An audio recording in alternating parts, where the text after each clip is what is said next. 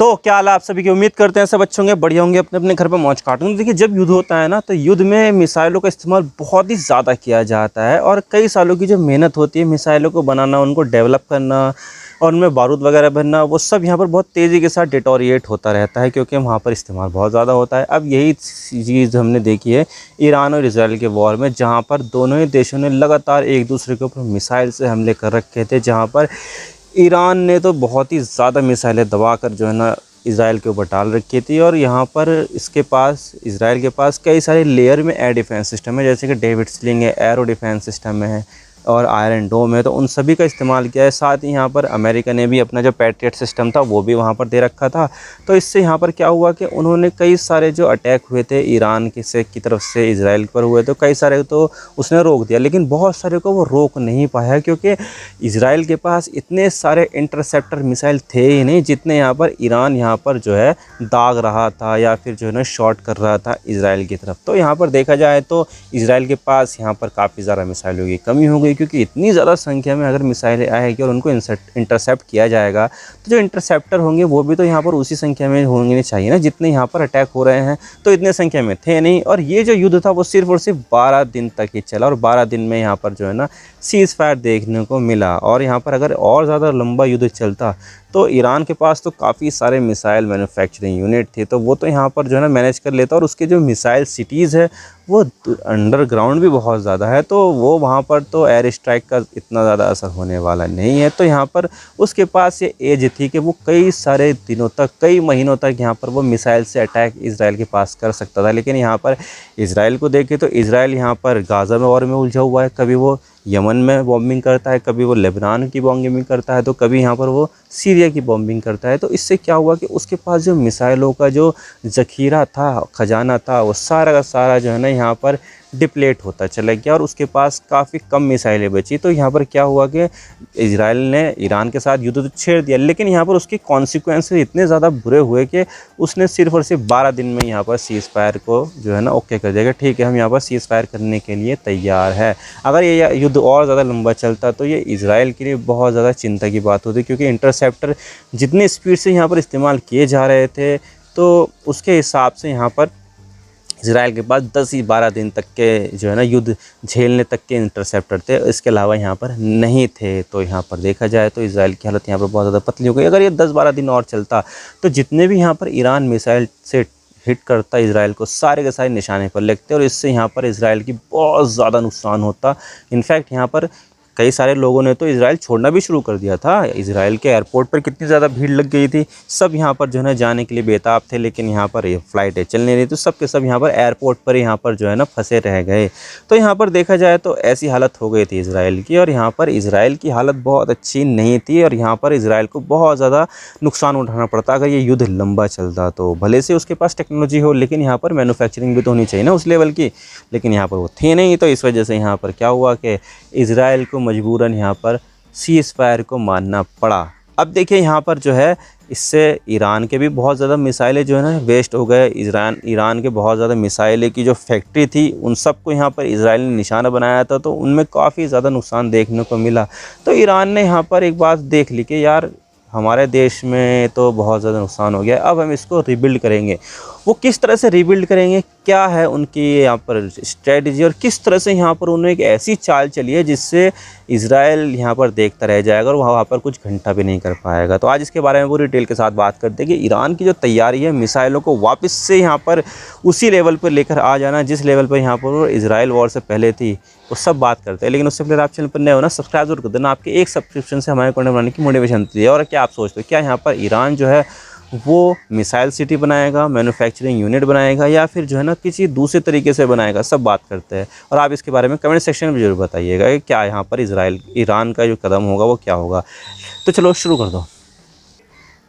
तो देखिए अभी जो यहाँ पर ईरान कर रहा है वो यहाँ पर ये कर रहा है कि अपनी जो मिसाइल मैन्युफैक्चरिंग फैक्ट्रीज़ है वो दूसरे देशों में लगा रहा है। अब ये दूसरे देश कौन से होंगे इसके बारे में अभी तक भी कोई भी इन्फॉर्मेशन नहीं दी है, लेकिन यहाँ पर ईरान की तरफ से एक उनके मंत्री हैं, उन्होंने यहाँ पर टेलीविज़न पर इंटरव्यू दिया है कि हमने तो यहाँ पर जो है अभी अपनी जो एडवांस मिसाइल्स थी, अपने जो मैन्यूवेबल मिसाइल थी, वो तो इजराइल के साथ वॉर में इस्तेमाल ही नहीं की है। अगर यहाँ पर इज़राइल का वॉर जो है वो 10-12 दिन तक और चल जाता है या 15 दिन तक चल जाता तो यहाँ पर इज़राइल को बहुत ज़्यादा नुकसान उठाना पड़ता, क्योंकि हम यहाँ पर तब अपनी जो ख़तरनाक वाली मिसाइलें हैं वो यहाँ पर इज़राइल के ऊपर दागना शुरू कर दे। तो उन्होंने यहाँ पर ऐसी बात बोली है और यहाँ पर ये बताया कि हमने यहाँ पर अपनी जो मिसाइल मैन्युफैक्चरिंग करने की जो यूनिट्स है वो दूसरे देशों में लगाई दी है, सेवरल देशों में लगा दी है। अब ये सेवरल देश कौन कौन से होंगे इसके बारे में अभी कोई भी आइडिया नहीं है। और जो सेवरल कंट्री बताया ना, वो हो सकता है कि यहाँ पर जो ईरान की जो सहयोगी देश हैं उनमें हो सकती है, जैसे कि यमन में है।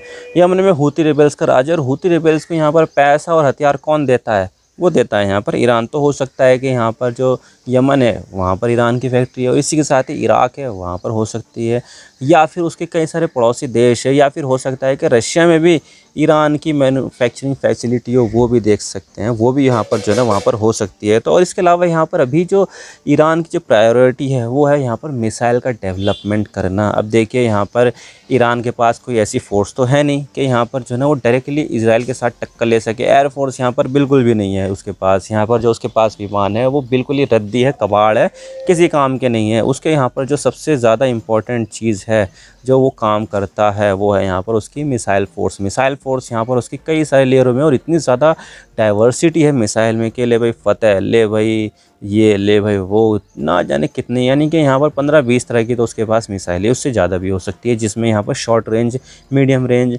लॉन्ग रेंज की मिसाइलें भी हैं। तो यहाँ पर क्या होता है कि इतनी ज़्यादा रेंज की मिसाइलें होती है और इतनी ज़्यादा डाइवर्सिटी की मिसाइलें होती है, तो इसका मतलब यहाँ पर ये होता है कि ताकि जो सामने वाले जो दुश्मन हैं उसके एयर डिफेंस सिस्टम को या रडार को चकमा दे सके कि भाई यहाँ पर एक तरह की मिसाइलें नहीं आ रही, बल्कि यहाँ पर इस सीरीज़ की भी आ रही है, उस सीरीज़ की भी आ रही है, इसकी अलग स्पीड है, उसकी अलग स्पीड है, उसकी अलग ट्राजेक्ट्री है, इसकी अलग ट्राजेक्ट्री है, वो ऐसे चलती है, ये ऐसे चलती है। तो इससे क्या होता है कि जो रडार होता है या फिर एयर डिफेंस सिस्टम होता है वो यहाँ पर थोड़ा सा जो है ना कन्फ्यूज़ हो जाता है कि हम किस तरह से इस मिसाइल को रोकें, इसका यहाँ पर क्या सिस्टम चलता है। तो यहाँ पर इसका मकसद ये होता है कि जो डाइवर्सिटी होती है मिसाइलों की वो यहाँ पर काफ़ी ज़्यादा इंपॉर्टेंट होती है और इसी वजह से यहाँ पर वो बार बार लगातार यहाँ पर मिसाइलों का डेवलपमेंट करता रहता है। हर महीने यहाँ पर कोई ना कोई सी मिसाइल का डेवलपमेंट ईरान कर लेता है। वो कैसे करता है? वो यहाँ पर अलग अलग तरीके से इस्तेमाल करता है, सामान लगाना, किस तरह से चीज़ें करनी है वो सब, ताकि यहाँ पर अपनी जो डाइवर्सिटी है मिसाइलों की वो यहाँ पर बना सके। तो यहाँ पर ईरान के पास एयर डिफेंस सिस्टम नहीं है, ईरान के पास ढंग से जो है ना एयरफोर्स नहीं है, तो सबसे ज़्यादा जो रिलाई करता है वो ईरान मिसाइलों के ऊपर ही करता है। मिसाइलों की जो ताकत है वो सबसे ज़्यादा ताकत है और इसके अलावा यहाँ पर जो मिसाइल है ना वो इतनी ज़्यादा संख्या में कि पूरे मिडिल ईस्ट में किसी भी देश के पास इतनी मिसाइलें नहीं है जितने यहाँ पर अकेले ईरान के पास है। अब देखिए ईरान यहाँ पर जो है उसके पास लैंड एरिया भी बहुत है और इसके अलावा यहाँ पर उसकी जो जनसंख्या है वो 8 करोड़ है, जबकि इजराइल की देखें तो इजराइल की तो 1 करोड़ भी ढंग से नहीं हुई है। तो यानी कि 8-9 गुना ज़्यादा जो जनसंख्या है वो ईरान के पास है। तो इससे क्या होता है कि उसके पास यूथ की पॉपुलेशन भी ज़्यादा हो जाएगी, मैन पावर उसके पास ज़्यादा हो जाएगी और इतने सब होने से यहाँ पर क्या होगा कि उसकी जो मैन्युफैक्चरिंग है वो यहाँ पर इंक्रीज़ हो जाएगी ना। जब यहाँ पर मैन पावर अगर आपके पास ज़्यादा है तो आपकी मैन्युफैक्चरिंग भी तो इंक्रीज़ हो जाएगी।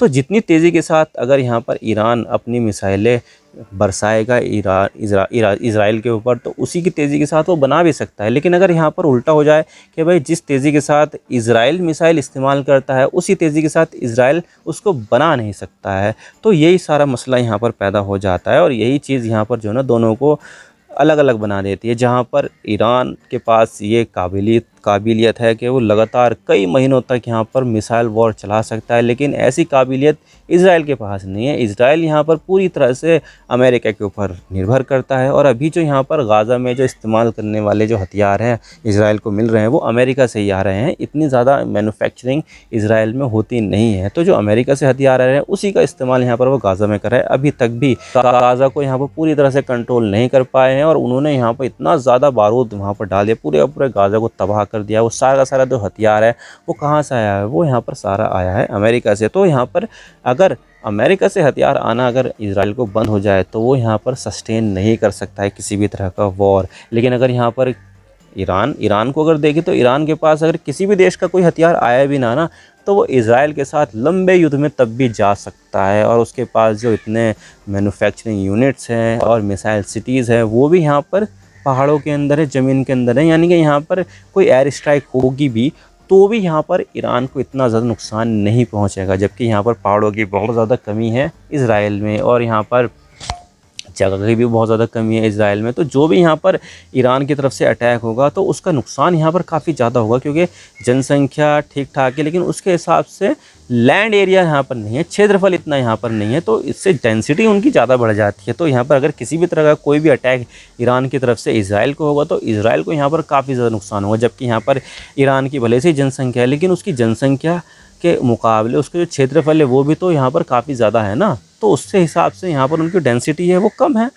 तो देखा जाए तो यहाँ पर चीज़ें हैं, इतना ज़्यादा लैंड एरिया होने के बाद यहाँ पर जो है ना उसके पास अल्बोर्ज और जैगरोज नाम से माउंटेन रेंज भी है, जिससे यहाँ पर वो अपनी जो मिसाइल सिटी और मैन्युफैक्चरिंग यूनिट है वो अंडरग्राउंड बनाने में कामयाब भी हो चुके हैं। और यहाँ पर जो उनका एक नहीं कई सारे यहाँ पर यूरेनियम मैन्युफैक्चरिंग और इसके अलावा यूरेनियम साइट्स थी, एटॉमिक साइट थी, वो भी यहाँ पर ज़मीन के नीचे थी, जिसको यहाँ पर इज़राइल भेद नहीं पाया था, ना ही उनको डिस्ट्रॉय कर पाया था। आपको याद है कि अमेरिका ने अपने B-2 बॉम्बर भेजकर यहाँ पर ईरान के जो अंडरग्राउंड न्यूक्लियर साइट्स थी उनको तबाह किया था। अब तबाह हुई है नहीं हुई है, और ये तो सिर्फ 3 ही यहाँ पर जो है ना उसके ऊपर अटैक किया था, उसके पास तो कई सारी हो सकती है। तो यहाँ पर अभी इसके बारे में कुछ नहीं कह सकते कि ईरान का जो न्यूक्लियर साइट्स है वो तबाह हो गई है, लेकिन यहाँ पर B-2 बॉम्बर का इस्तेमाल किया गया था ताकि यहाँ पर जो ईरान की जो न्यूक्लियर साइट है उसको तबाह किया जा सके। लेकिन यहाँ पर हुई है नहीं है कुछ कह नहीं सकते, लेकिन ज़मीन के नीचे ये तो पता चल गया था ना कि यहाँ पर अमेरिका के बिना इज़राइल कुछ भी नहीं कर सकता। यहाँ पर अमेरिका को आना ही पड़ा। इज़राइल ने इतने हाथ पैर मार दिए लेकिन ईरान का जो न्यूक्लियर साइट्स है उसको तबाह नहीं कर पाया, यहाँ पर अमेरिका को ही आना पड़ा। तो देख सकते हैं कितना ज़्यादा निर्भर करता है, और उसी के बाद से यहाँ पर सीज़ फायर भी हो गई थी। तो देखा जाए तो यहाँ पर जो है ना ईरान की जो प्रायोरिटी है वो है यहाँ पर मिसाइल का मैन्युफैक्चरिंग करना, और यहाँ पर वो तेज़ी के साथ आगे बढ़ भी रहा है और कई सारे देशों में उसने मैन्युफैक्चरिंग यूनिट लगा दी है। अब देखिए यहाँ पर उनके ऊपर अटैक करना भी यहाँ पर जो है ना अच्छा नहीं होगा, क्योंकि अगर इज़राइल को पता भी चल जाए कि अगर यहाँ पर है कि अज़रबैजान में है, आर्मेनिया में है, तुर्कमेनिस्तान में, रशिया में, तो वो क्या यहाँ पर अटैक कर पाएगा? भाई इतनी दूर दूर तक यहाँ पर देखिए मिडिल ईस्ट में अटैक कर रहे हैं ठीक बात है, लेकिन इतनी दूर दूर तक भी तो वो अटैक नहीं कर पाएगा। और वो अगर यहाँ पर अटैक करेगा भी तो इससे यहाँ पर वो एक्ट ऑफ वॉर बन जाएगा, और उन देशों से भी वो दुश्मनी मोल ले लेगा, और वहाँ से भी यहाँ पर फिर उसके बाद अटैक आने की गुंजाइश हो जाएगी। तो इतने देशों से दुश्मनी मोल ले सकता है इज़राइल? भाई अमेरिका यहाँ पर लात मार देगा, भाई साले तेरी वजह से यहाँ पर मेरी भी दुश्मनी इन देशों से हो गई है, मैं तुझे यहाँ पर छोड़ देता हूँ। तो इससे यहाँ पर इज़राइल की जो दोस्ती है वो अमेरिका से भी टूट सकती है, क्योंकि यहाँ पर फिर उसकी जियोपॉलिटिक्स है वो आड़े आ जाएगी अमेरिका की। तो देखा जाए तो ईरान ने यहाँ पर एक काफ़ी ज़्यादा बहुत ही बढ़िया चाल चली है कई सारे देशों में अपने मैन्युफैक्चरिंग यूनिट लगाकर, और इसको वो अटैक भी नहीं कर सकता इज़राइल। तो देखा जाए तो बहुत तगड़ी चाल है, और इससे यहाँ पर ईरान का फ़ायदा ही फ़ायदा है। आई होप आपको सारी बातें समझ में आएगी किस तरह से यहाँ पर जो ईरान है वो अपनी जो अंडरग्राउंड और मैन्युफैक्चरिंग यूनिट है मिसाइलों की वो दूसरे देशों में बना रहा है, ताकि यहाँ पर उसके पास निरंतर मिसाइलें आती रहें। आई होप आपको सारी बातें समझ में आएगी। वीडियो थोड़ा सा भी पसंद आया लाइक ज़रूर कर देना, और चैनल पर नए हो तो चैनल को सब्सक्राइब जरूर कर देना। आपके एक सब्सक्रिप्शन से हमारे कंटेंट बनाने की मोटिवेशन मिलती है। Thank you for watching.